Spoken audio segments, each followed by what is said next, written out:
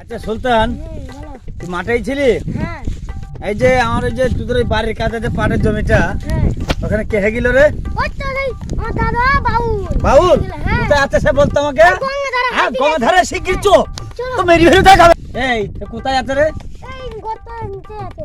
এমনি নেমিতে? হ্যাঁ। আচ্ছা যা, তুই খুঁজলি আয়। ঠিক আছে এরা যদি থাকে জাঙ্গালে মেরি পিঠ ভেঙে যাচ্ছে। আমি পাটের হয়ে গিয়েছে আমার।